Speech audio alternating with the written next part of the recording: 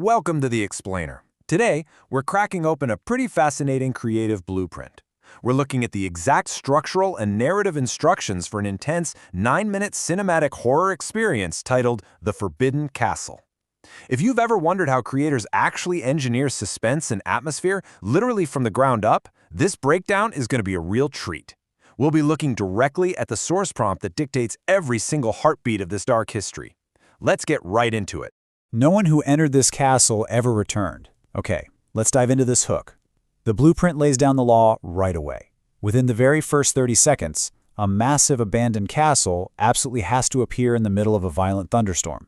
As the camera slowly zooms in, a deep, mysterious voice delivers that exact opening line. Add in some perfectly timed lightning flashes to reveal broken towers, creeping shadows, and a thick, rapidly spreading fog, and boom, it establishes this terrifying silence that immediately traps your attention. Now, what's really fascinating here is the precise chronological pacing this blueprint mandates. It's honestly a masterclass in timing. You've got that intense 0 to 30-second hook we literally just talked about.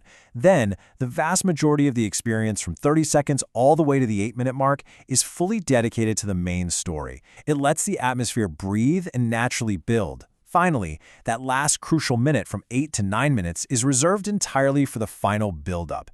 This structure is super strict, designed to hold the tension without dropping it for even a second. Section 1. Inside the cursed corridors, covering 30 seconds to the 8-minute mark. So, the camera slowly enters the castle gates, and we transition from that chaotic storm outside into this incredibly heavy, terrifying silence inside. We're immediately hit with some highly specific sensory details. We're guided through endless dark corridors, creeping past ancient cursed paintings and cracked walls. But honestly, it's the subtle stuff. The flickering candles, the floating dust particles catching the light, and those echoing whispers through the empty halls that truly makes you feel like you've just stepped into a forgotten nightmare. Every single room is designed to make you feel like you're being watched. Moving right along to Section 2. The King's Dark History. The lore behind the curse. As we wander those haunted halls, the focus shifts from just experiencing the eerie environment to actually understanding the core lore. It turns out, this curse was caused by a powerful king who once ruled with absolute fear and cruelty. Completely driven by his own immense greed, he descended into his underground chambers to perform what the prompt calls forbidden rituals. The source notes that whatever actually went down that night was so devastating, the entire kingdom just disappeared. The only thing left behind was this cursed castle. Knowing this lore adds so much necessary weight to the shadows we've been seeing. And the way the blueprint chooses to tell this story visually is really clever. It uses rapid cinematic flashbacks. Notice the sequence here. First, a golden, prosperous kingdom rapidly turns into absolute ruins. Second, frightened villagers are running in pure chaos. Third, we see the king himself standing deep in that dark chamber performing the ritual. And finally, a sudden, blinding explosion of light, followed immediately by silence. It sequentially reveals all this dark history before snapping us abruptly back to the present day. By contrasting that golden kingdom of the past against the terrifying silence of the present, you instantly feel the tragic loss of this once lively realm. It's completely reduced to a cursed ruin, where ancient symbols are now faintly glowing on the decaying walls. It's a really stark night-and-day comparison. Now this leads us to a pretty brilliant question posed directly by the prompt's instructions. How exactly does the modern-day castle react to the camera's presence? This is meta storytelling at its finest. The environment is not static. As the camera goes deeper, the blueprint dictates that doors begin opening completely by themselves. Shadows actually start moving across the walls without any visible source.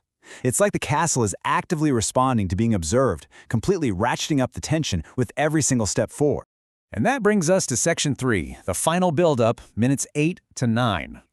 The slow burn is finally over. The camera arrives at its ultimate destination, that deep, underground throne room where the ritual originally took place, and right there on the floor lies a broken crown, a powerful, completely silent symbol of the fallen king. It's at this exact moment, right after revealing the crown, that the prompt demands a dark shadow must slowly begin to rise. But in a totally classic horror move, the shadow never fully appears. The threat is kept obscured, which, let's be honest, makes it infinitely more terrifying. To orchestrate some genuine, heart-pounding suspense, the atmosphere physically shifts. The air becomes unbearably heavy.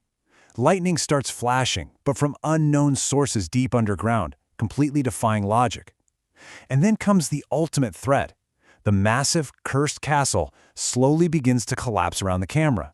Talk about a forced retreat. The camera literally has no choice but to turn and flee. Which brings us to Section 4, Sunrise over the Ruins, the ending and technical style. In this intense escape sequence, the camera barely makes it out of the gates just before the entire castle completely disappears into a thick fog. A profound silence falls over everything, and our final shot is a stark contrast to all that darkness, a quiet sunrise gently touching the ruins left behind. Now, how do you actually make the sequence look and feel real? To nail this immersive atmosphere, the prompt demands ultra-realistic cinematic 3D in a Hollywood horror style. We're talking volumetric lighting, dark blue-gray color grading, heavy fog, and 4K UHD resolution with super high detail textures. And honestly, what's equally important is what's explicitly banned, absolutely no gore. The whole thing relies 100% on psychological dread and environmental tension. And finally, the blueprint dictates that this text fades onto the screen as the sun rises. Some histories are not meant to be discovered. It perfectly bookends that initial opening warning. By following these highly structured narrative and visual guidelines, the prompt creates a suffocating, incredibly effective horror experience. It really goes to show the sheer power of atmospheric storytelling. So I'll leave you with this. What other dark histories are out there, remaining permanently hidden in the fog, just waiting for a camera to venture a little too close? Keep exploring, stay curious, and